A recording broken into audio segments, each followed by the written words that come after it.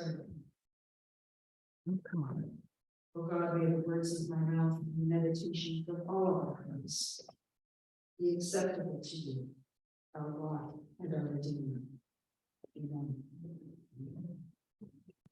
I have fond memories of my family's camping in Yosemite Tuolumne Meadows when I was a kid. Camping in Tuolumne Meadows meant being aware of bears.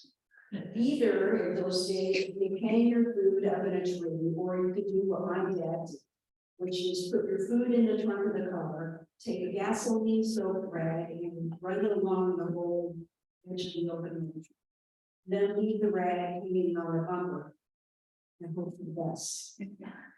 I kind of suspect that's no longer an approved method, but it seemed work at the time. We hear the bears rattling through the garbage cans up and down the trails all night, but they never bothered the trunk of it. We were warned not to hike alone. Bears rarely bother hikers, but when they do, it's almost always a lone hiker. You are safer together, said the park naturalists. We are safer together. I understand you've been focusing on community here at Fairfax Community Church. I read an article a year or so ago that said that declining work of attendance and church membership isn't really about the church. You might think that people who don't go to church think church is irrelevant or outdated. You might think that in order to survive, churches need to get rid of their boring creeds and prayers. They need to add a rock band. They need to put a espresso machine in the narthex. They need to stop calling it a narthex and call it a lobby. But what's happening in the church is what's happening throughout American culture. When you talk about the decline of the American church, you must also talk about decline the social fabric of our American society, because they are in extreme time. The United States in 2022 is one of the loneliest and most fragmented cultures that has ever existed. And the church is just one of the victims. It wasn't always like this. Harvard professor Robert Putnam described this trend in his book a few years ago. The book's called Bowling Alone. In the first 2/3 of the 20th century, volunteer-based activities were thriving and local communities were vibrant. People were voting more, church attendance was up, families ate together, people invited folks to their homes. As much as you can gather from the statistics, people behaved in a more generous and trustworthy way with one another. But then mysteriously, and more or less simultaneously, we began to do all those things less often.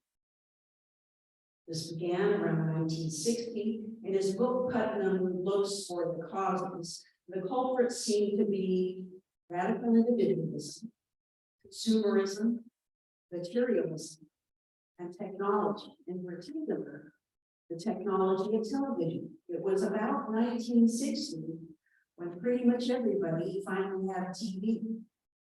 Whatever the cause, almost every organization from the Lions Club to the PTA to churches have shown a steep decline in participation. And people get together just to socialize less often as well. The pandemic, of course, imposed extreme isolation, and we haven't bounced back from that. But the pandemic just accelerated the trend. We are more glued than ever to our individual devices, phones, our laptops, our earpods, our phones. Putnam uses the metaphor, and with actual research to back it up, that people haven't stopped bowling. And in fact, they're bowling as much as ever.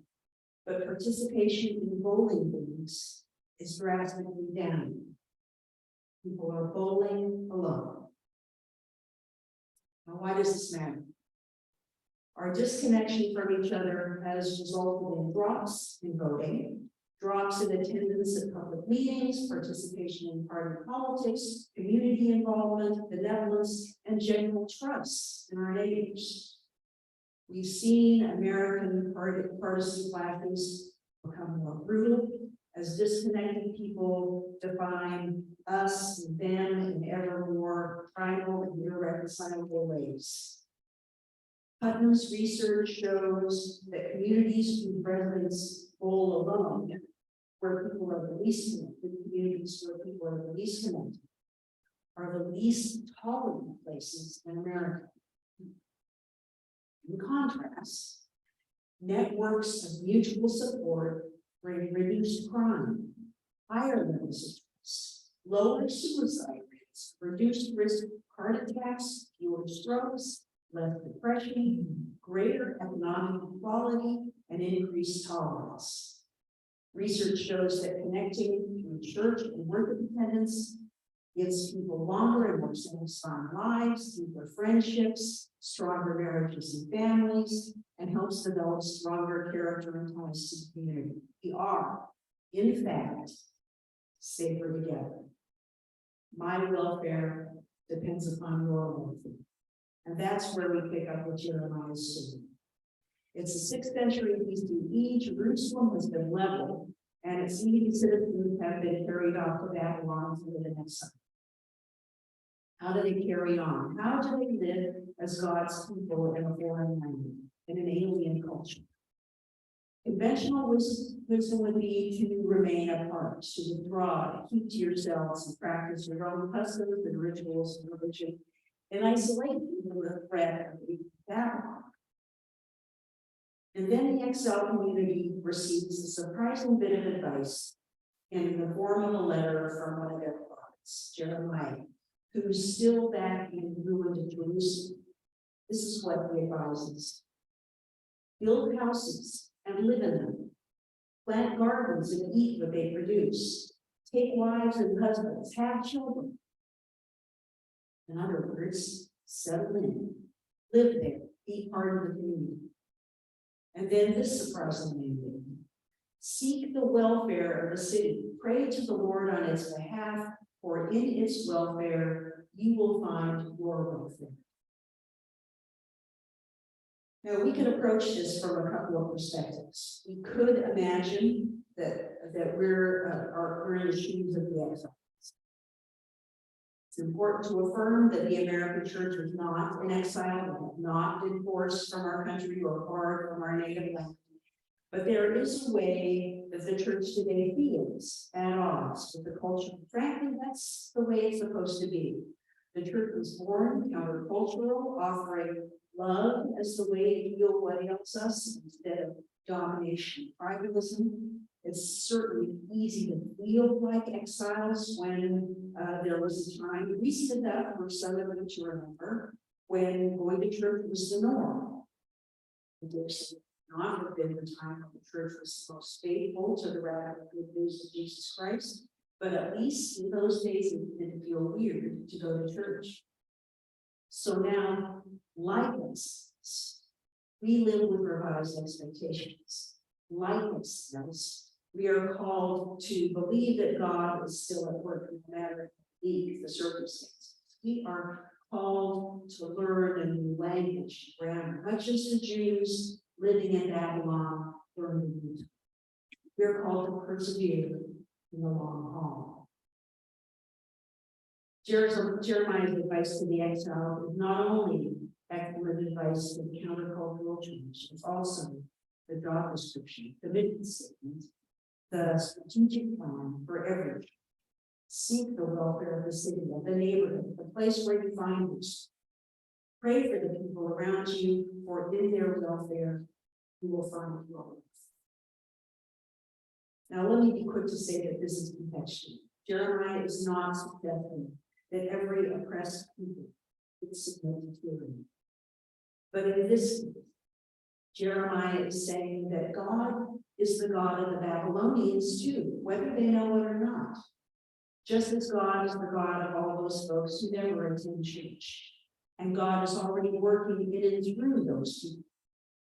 Rather than close their lives to the Babylonians, Jeremiah asks the exiles to be open to learn and grow in the new reality. The other perspective on the story might be to see ourselves as the Babylonians. Following Jeremiah's advice today, we might see the immigrants to this country as something other than illegal aliens. Jeremiah sees the infant as a gift, as a people destined to make their new society a better place, someone ordered by God in this prophecy to contribute to the new society in a lasting way. We can see how this can actually happen in the fact that a number of American cities were revitalized after the amnesty for immigrants in 1986. Santa Ana, for example, was transformed for the better after that amnesty. Jeremiah's letter offers formula for transformation. The immigrants moved from despair to hope as they put down roots rather than living in constant fear of deportation, if they are welcomed by and included in the resident population. So both of these perspectives invite us to see that in the other's welfare is our own welfare, to see how we are safer and better together. I understand Fairfax Community Church is a Harvard-run organization, MOC. So you probably know that MOC applies grassroots community organizing to local concerns. A few years ago, my former congregation in San Antonio held what MOC calls a house meeting. It was about tenants' rights. People gathered around tables in the social hall and told their stories. That's what happens at a house meeting. Lee Thomas, principal planner of Marin's Community Development Agency, was at this meeting. And I told her at that time that practically every week I heard from a church member either that they need to find a cheaper place to live or that they're worried they can't stay in Marin because of this. Not to mention our adult children and grandchildren who will never be. So the work that MOC was doing at that time was not only about the mostly Spanish speaking tenants in the canal who'd been given notice of 40% rent increase. It was about a lot of folks. It was about people in my congregation. It might be about you or about people that you love. It certainly was about living in a community that's becoming more and more of a wealthy enclave, but poorer for the lack of diversity. It was about relationship building as a way of looking at the world. It was about having conversations and leaving ourselves open to being changed by those conversations. An organizer in Texas said that their version of MOC had been accused of being too radical, too dangerous. But he says, the most dangerous thing we do is talk to our neighbors. The most dangerous thing we can do is talk to our neighbors. In their welfare is our welfare.